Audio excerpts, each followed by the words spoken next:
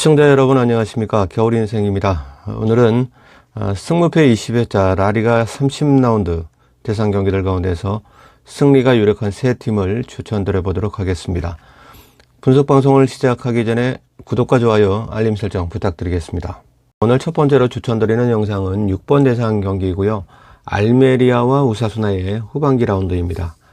시청자님들 혹시 그 EJ라고 아시죠? 오랑캐로 오랑캐를 잡는다.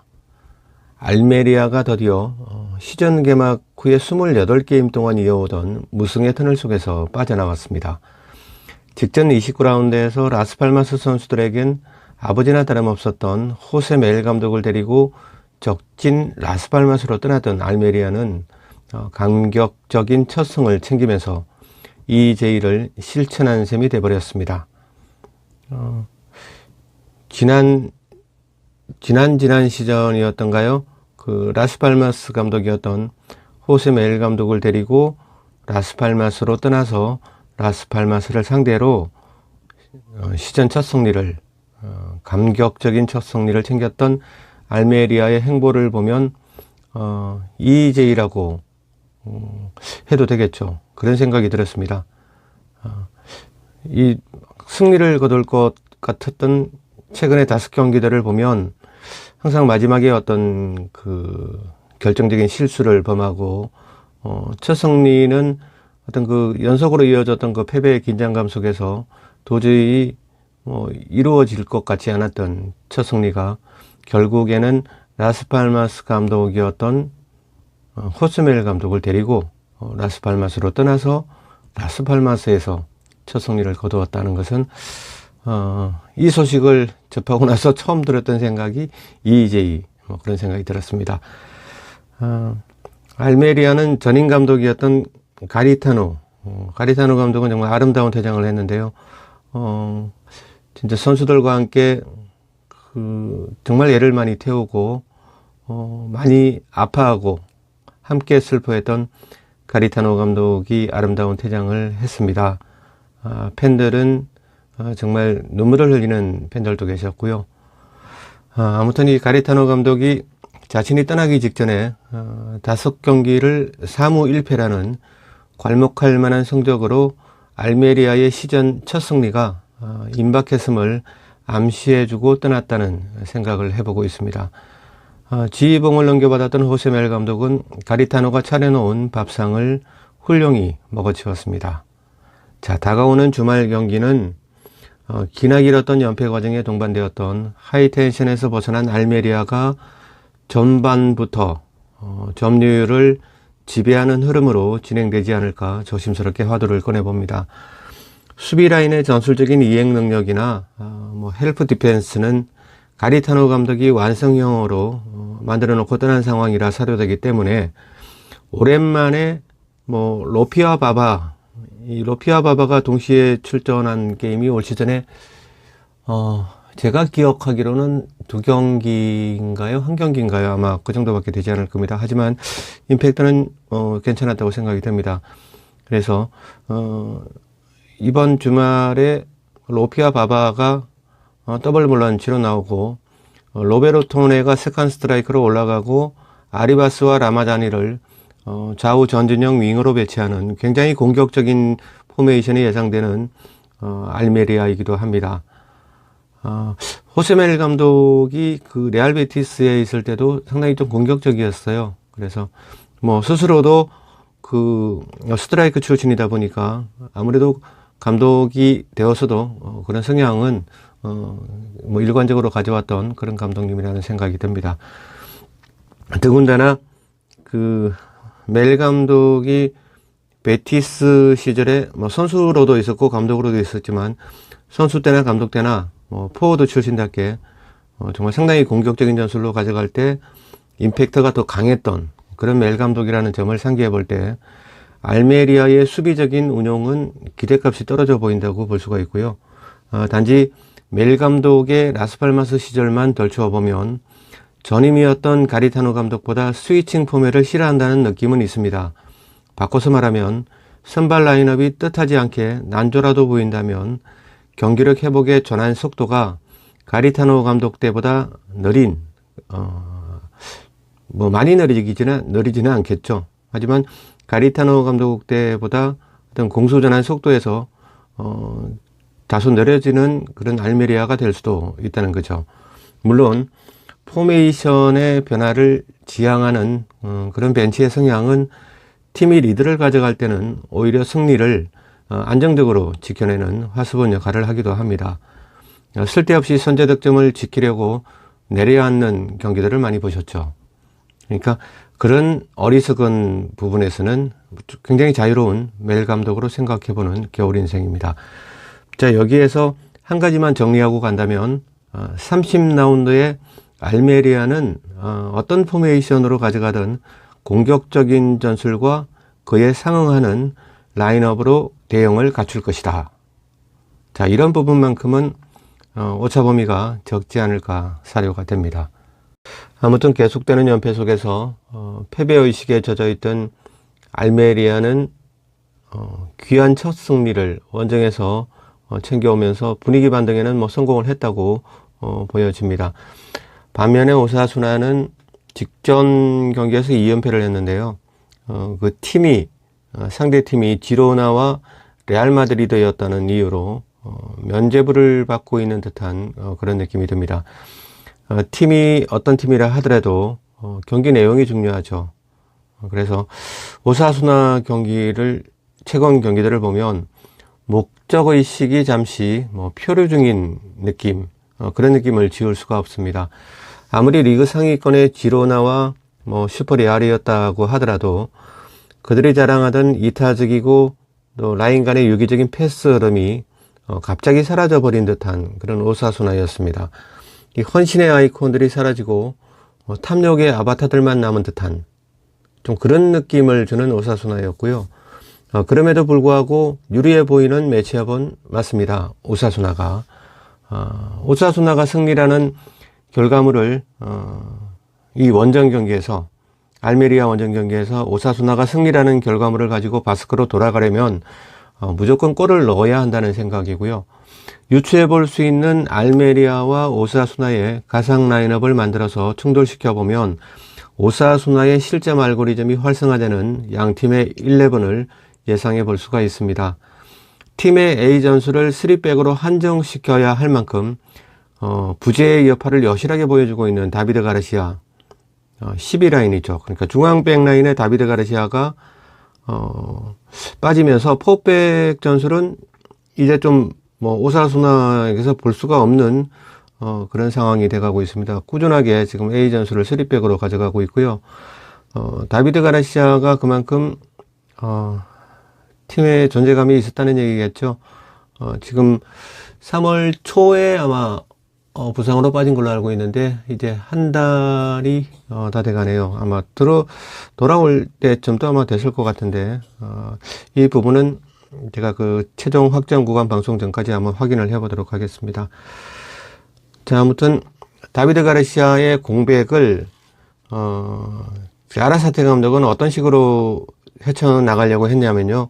모이카 선수, 그러니까 콜롬비아 국대죠. 모이카 선수의 그 전천후 능력을 이용해서 공격적인 포메로 조나이벅을 노렸습니다. 그래서 그러니까 3백으로 가져갔고요. 일단 모이카를 라인을 중원으로 올렸죠. 그러니까 콜롬비아 국대에서도 그렇고 모이카의 자리는 최종 마지노선의 왼쪽 자리입니다. 근데 아라사테 감독이 적절하게 모이카의 그 빌드업 능력을 이미 알고 있었기 때문에 그 모이카를 미들라인의 제 왼쪽으로 올리면서 굉장히 좀 많은 변화를 가져갔던 오사수나였고요. 그러는 과정에서 지금 연패를 거듭하고 있다는 그런 생각도 듭니다. 근데 모이카도 어제 루마니아전에서 그 풀타임으로 뛰었죠. 그리고 맨 오브 더 매치까지 휩쓸었던 어떻게 보면 굉장히 지쳐있는 모이카라는 생각이 듭니다. 콜롬비아 경기를 봤는데 정말 최선을 다해서 엄청 뛰었어요, 모이카가. 그래서 전술적인 모이카의 활용도는 아마 제한적으로 보이고요. 절체절명의 순간도 아니고 오사수나는 지금 팀의 리그 순위를 가늠해 보면 더 이상 올라갈 수도 없고 내려갈 수도 없고 뭐 딱 정체된 느낌, 뭐 딱 그런 느낌의 오사수나입니다. 그러니까 그 뭐라고 말씀드리죠? 그 동기부여, 그렇죠. 동기부여가 뭐 동기부여가 무조건 그 승패와 직결되는 것은 아니지만 동기부여가 너무 없는 팀도 굉장히 좀 루즈한 경기들을 보여주고는 합니다. 그래서 이런 그 상황, 오사수나의 상황들을 종합해 보면 굉장히 좀 난감한 상황, 어떤 식으로든 간에 어떤 전술적으로 해결점을 찾아야 남아있는 그 리그 경기들을 오사수나답게 뭐 경기를 치러내지 않을까 생각을 해보고 있습니다. 아무튼 이 오사수나가 처해 있는 그 리그 중간에서 더 올라가지도 않고 내려가지도 않는 그런 순위까지 가늠해 보면 오사수나가 지금 난감한 상황이라는 그런 설득력은 배가 됩니다. 중앙 미들라인의 수비적인 완성도를 높여주던 루카스 토로는 경고 누적으로 결장하고요. 15년 가까이 오사수나만을 위해서 헌신해온 멀티백 우나이 가르시아, 이 선수도 정말 오사수나만을 위해서 헌신해왔던 선수입니다. 우나이 가르시아도 레알 마드리드전에서 햄스트링 부상으로 돌아왔습니다. 자, 오사수나의 그 30라운드 알메리아 원정이 쉽지만은 않아 보이는 이유이기도 합니다. 오사수나가 승점 획득을 위해선 토로와 모이카를 볼 수 없는 중원에서 모이 고메즈와 몽카올라가 팀을 리딩해준다는 전제가 반드시 따라야 하는 그런 30라운드라는 생각이 듭니다. 부상 때문에 조국 크로아티아의 부름을 받지 못했던 부디미르가 어제부터 회복 훈련에 들어간 소식은 그나마 오사수나의 가장 귀한 호재로 보여집니다. 자, 결론으로 가보겠습니다. 2, 3선의 이타적인 플레이가 알메리아의 시즌 첫 승리를 만들어냈다고 생각하는 겨울인생입니다. 이제는 알메리아의 포워드라인들이 이들의 헌신에 화답을 해야 할 차례고요. 팬들의 가슴 여미는 박수 속에서 떠났던 가리타노 감독의 미완성 교향곡을 홈 첫 승리라는, 원정에서 뭐 시즌 첫 승리를 거뒀으니까 아직 홈 첫 승리는 알메리아가 챙기지 못했죠. 그래서 떠난 가리타노 감독에게 함께 고생했던 그런 가리타노 감독에게 홈 첫 승리라는 선물로 완주를 해야 할 알메리아 11의 그 예정된 투혼에 소중한 근로소득을 투자해 보려고 합니다. 자, 오늘 두 번째로 추천드리는 영상은 10번 대상 경기고요. 셀타비고와 라이오 30라운드 일정입니다. 자, 이 경기는 어느 팀이 무엇을 못하느냐가 아닌 무엇을 잘하는지를 분석해보는 것이 결과를 가늠해보는 지름길이라는 생각이 듭니다. 직전 경기가 라몬 산체스 피스완에서 치러졌음에도 불구하고 2대1로 승리를 거두고 돌아온 셀타비고나 홈 경기이긴 했지만 지지 않는 전술의 베티스를 상대로 클린시트 승리를 챙겼던 라요나, 상승세의 사이클 속으로 들어온 건 분명해 보입니다. 셀타비고는 이아고 아스파스와 라르센의 최전방은 나무랄 곳이 없었던 셀타비고라는 생각이 들고요. 하지만 강등권의 위협을 받을 수밖에 없었던 이유가 중원의 활동량 부족, 그런 부분에서 기인된 최전방으로 그 찔러주는 하이 퀄리티 패스가 차단되었던 부분이 아주 컸다고 생각해 보고 있습니다. 아무래도 중원에서 그 인터셉트가 많이 이루어지다 보니까 공격하다가 곧바로 수비로 전환해야 되는 경우들이 셀타비고에게는 괜히 아주 많이 나왔습니다. 시즌 내내. 그러다 보니까 아스파스가 그 최전방에 있어야 되는 아스파스가 공미처럼 세컨서드까지 내려와서 직접 볼을 가지고 전방으로 달리는 모습들을 아마 많이 보셨을 걸로 사료가 됩니다. 그렇기 때문에 아스파스가 상대 진영에 도착했을 때는 체력적인 핸디캡을 느낄 수밖에 없는 상황이었고요. 본연의 임무인 피니셔에서 너무 지쳐있다 보니까 라르센의 파이널 도우미로 전락한 듯한 그런 테크니션 아스파스였습니다. 지난 셀타비고의 중원은 어떻습니까? 셀타비고 유소 출신이죠. 그 약관의 아이들에게까지 기회들이 돌아왔습니다. 휴고 알바레즈 그리고 휴고 소텔로라는 이 어린아이들, 이제 20살밖에 되지 않았거든요. 근데 이 어린아이들이 이 기회를 놓치지 않았고, 물론 알바레즈는 간간히 교체 자원으로 몇 번 나왔지만 소텔로는 그렇게 지금 시즌 동안 4경기에서 아마 6경기 사이 아마 그 정도로 아마 출전을 했을 거라고 뭐 기억하고 있습니다. 아무튼 이 어린 두 아이가 셀타비고를 스피드 있는 그런 중원으로 바꾸어 놓았고요. 겨울 이적 시장에서 뉴캐슬로부터 영입했었던 측면 수비형 미들 만킬로가 아마 깜짝 놀랐을 겁니다.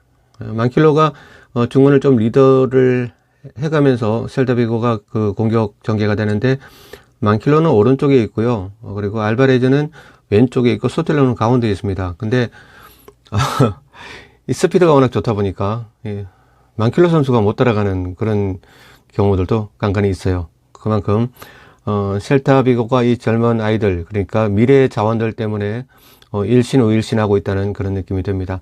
아무튼 유스 출신의 아기들의 급성장은 페루 국가대표 타피아의 부상 공백을 메우고도 남음이 있고요. 타피아가 부상에서 돌아오더라도 자신의 자리를 쉽게 가져오지는 못하지 않을까 사료가 됩니다.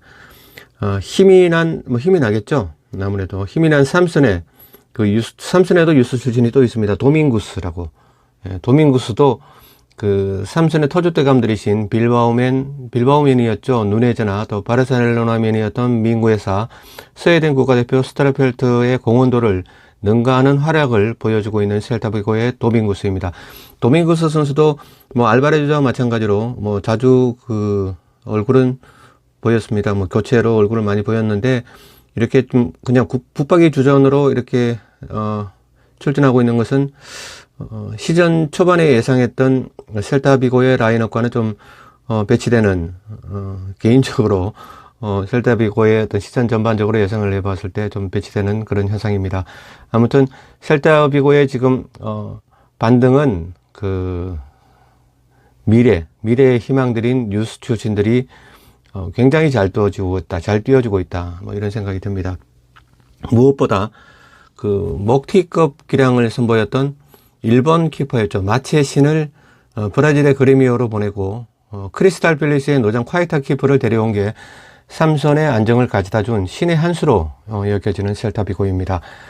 비록 18위로 강등권 앞잡이 노력 중인 셀타비고지만 하루가 다르게 성장하고 있는 중원의 어린 휴고 스텔로와 알바레즈를 보고 있노라면 셀타비고가 더 이상 내려갈 자리는 없지 않나 생각해보는 겨울 인생입니다.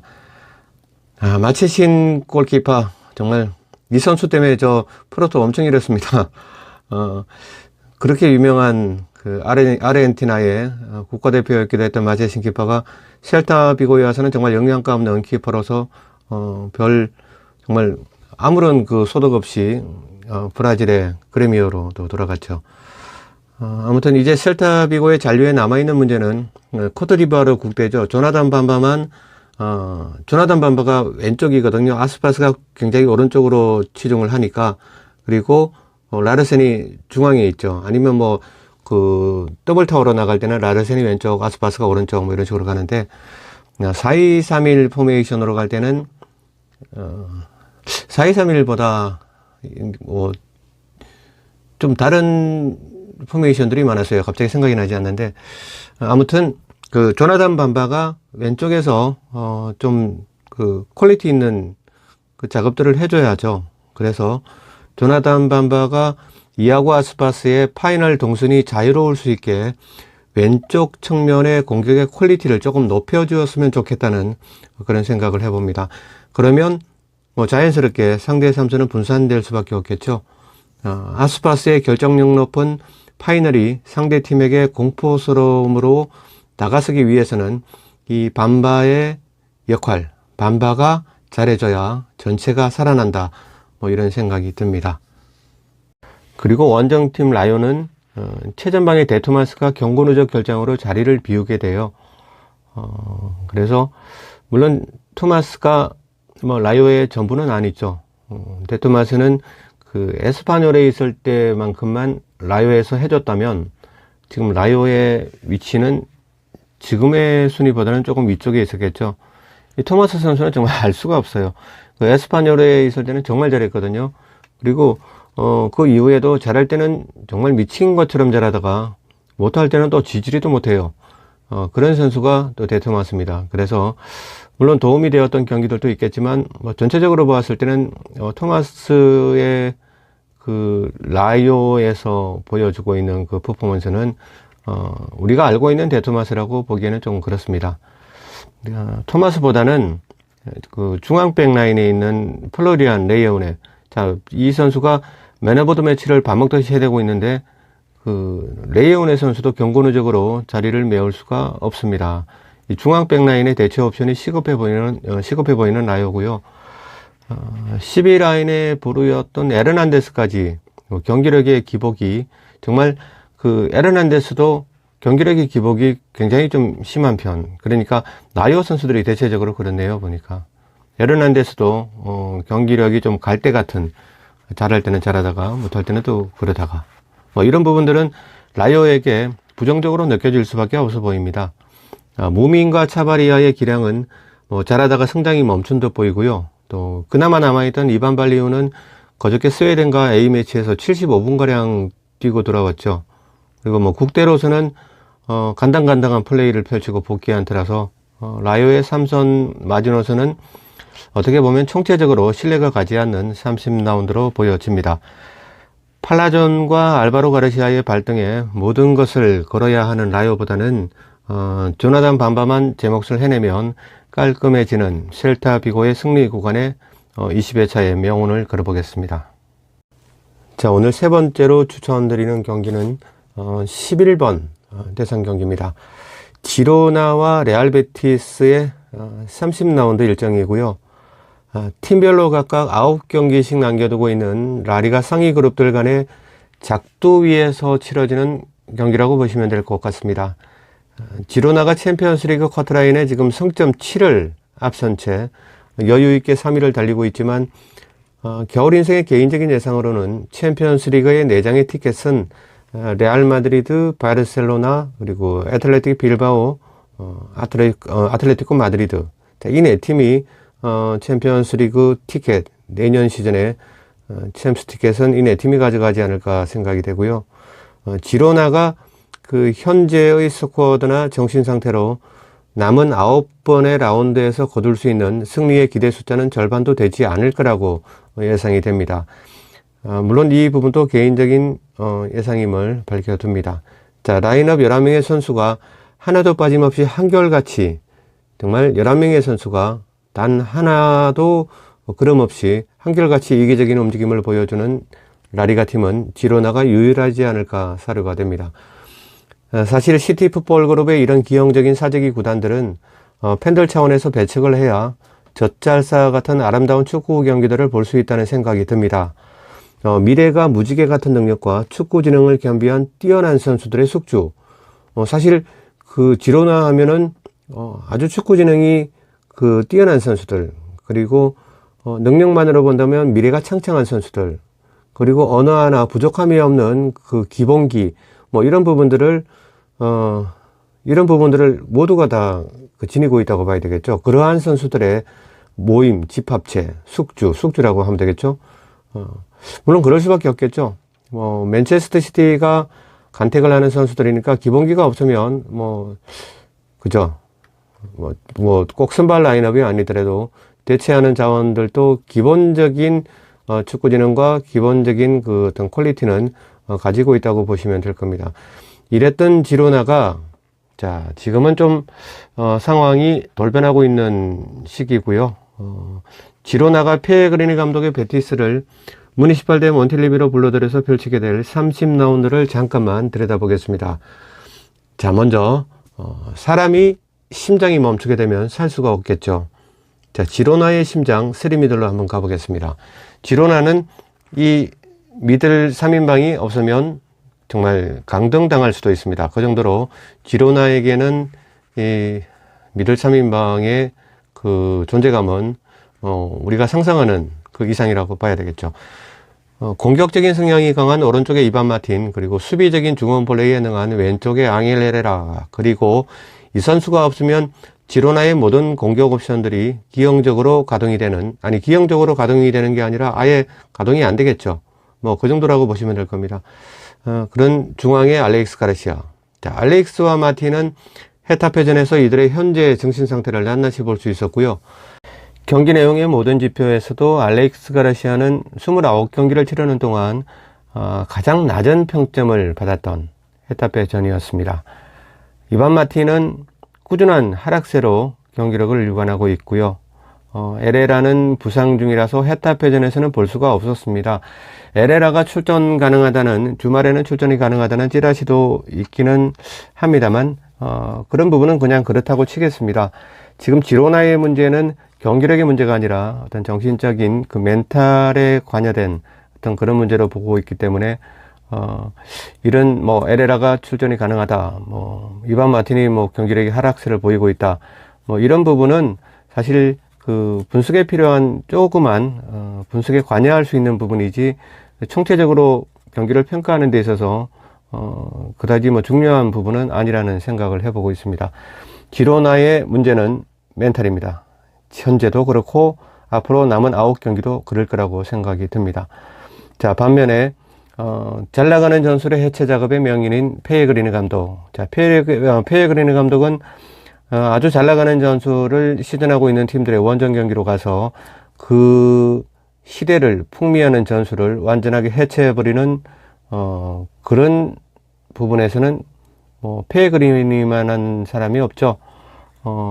페레그리니 감독이 한 5, 6년 전, 그러니까 거슬러 올라가서 한 10년 가까운 시기만 올라간다면 자신이 펼쳐내는 전술뿐만이 아니라 상대방이 시전하고 있는 그 전술의 약점을 찾아서 그 전술들을 완전하게 무장해제 시켜버리는 그런 쪽으로서 굉장히 유명했기 때문에 페레그리니 감독을 전술의 장인, 전술의 명인, 이렇게 부른다고 봐야 되겠죠. 아무튼 페레그리니 베티스 감독의 머릿속에는 어쩌면 메디컬 리스트에서 돌아오는 이스코와 페키르, 이 두 명의 걸출한 공격형 미드를 그라운드 위에서 동시 개봉하는 메짤라 전술을 그리고 있을지도 모른다는 생각이 듭니다. 페레그리니 감독의 투볼란치 중에서 로카는 출전이 아직은 불투명한 상황이고요. 조니 카르도소는 A매치 2경기를 소화한 상태죠. 그리고 B옵션인 과이드 로드리게스도 경기를 뛰지는 않았지만 미국까지 날아갔다 온 상태고요. 이런 가정이라면 남아있는 수미 자원은 카르발료와 알티미라 뿐인데 체력 소모가 많은 포지션에 카르발료와 알티미라를 더블 볼란치로 가져간다는 발상은 정말 위험천만한 시도로 사료가 되기 때문에 만약에 로카의 출전이 불발된다면 알티미라와 카르발료를 순차적으로 원볼란치로 가져가고 리드를 잡았을 때 조니와 과이도를 투입하면서 4-2-3-1 체인지 포매로 진행할 그런 공산도 다분해 보이는 매치업이라고 볼 수가 있겠습니다. 지금 간단하게 말씀드리면 수비형 미들 부분이 지금 초토화됐어요. 베티스 같은 경우는 초토화됐다는 건 조금 과장된 표현일 수도 있겠습니다. 그냥 A매치를 위해서 먼 길을 다녀온다든가, 이번에는 유럽에서 많이 치러졌는데 또 미국까지 갔다 온 선수들이고요. 그리고 또 부상자들.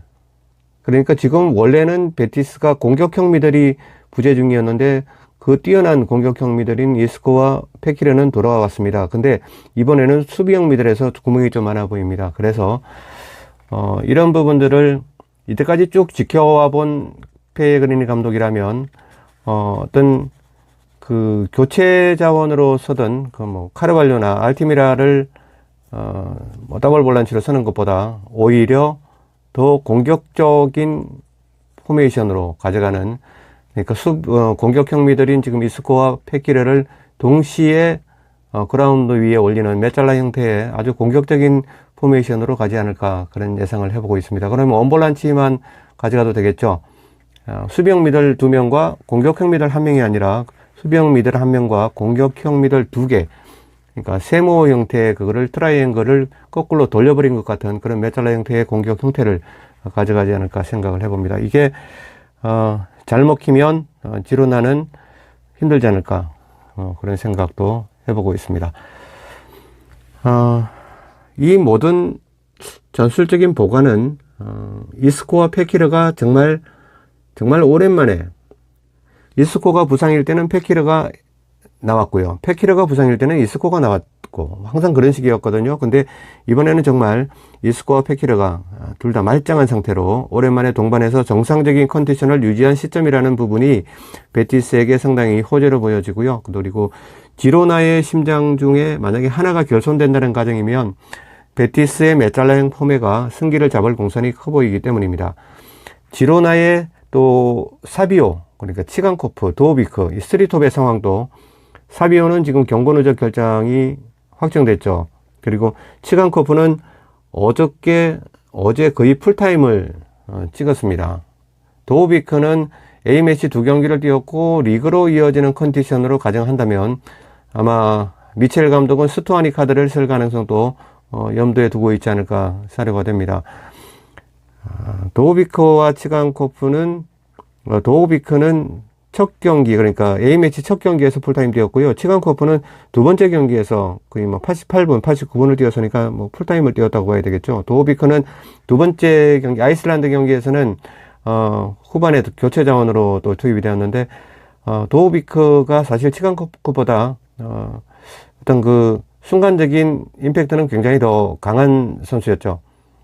그러니까 도우비크는 피니셔고 치간코프는 피니시를 도우는 역할을 하는 아마 그런 그 포지션에 있다고 보여지는데 도우비크와 치간코프의 이 케미가 두 선수가 동시에 뛰었을 때 굉장히 케미가 뛰어난 부분들이 많은데 아마 두 선수를 동시에 기용하는 게 굉장히 힘들지 않을까 생각은 듭니다.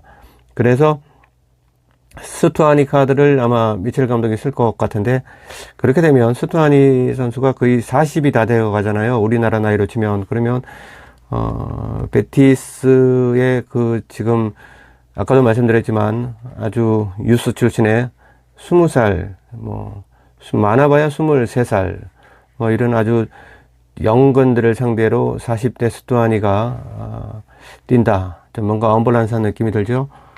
그래서 전반적으로 경기는 베티스에게 유리한 상황으로 가져가지지 않을까 생각이 됩니다. 그리고 사비오가 경고 누적 결정한다는 부분은 지로나의 경기를 보신 분들은 사비오가 나오지 않는다 이런 부분들은 아마 굉장히 크게 아마 여겨질 것으로 생각이 됩니다.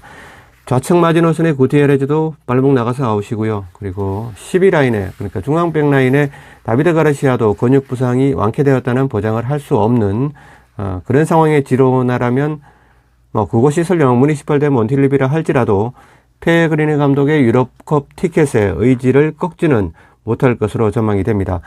자중질환의 타이밍이 도래한 듯한 지로나의 무승부 구간조차 불안해 보이기만 합니다. 이상으로 겨울 인생의 축구 이야기 채널에서 편성을 해드렸던 20회차 승무패 라리가 30라운드에서 승리가 가장 유력한 세 팀을 추천을 해드렸습니다. 오늘 오후 시간에는 2부 시간과 3부 시간이 연이어서 방송이 되고요. 그리고 멤버십 회원님들 방송으로는 오늘 프로토 방송도 함께 편성이 되어 있습니다. 내일 새벽에 카디즈와 그라나다의 라리가 경기가 편성되어 있기 때문에 카디즈와 그라나다의 분석 영상과 함께 프로토 방송 회원님들의 전용 채널로 편성을 해드리겠습니다. 그리고 멤버십 회원님들의 그 최종 확정 구간 방송과 4부 시간의 방송은 오늘 저녁 늦은 시간에서 새벽 시간 사이에 아마 방송이 편성이 될 겁니다. 아무튼 이번 주말에는 좋은 성적들 함께 하시고요. 지금까지 겨울인생이었습니다. 감사합니다. All I ever wanted,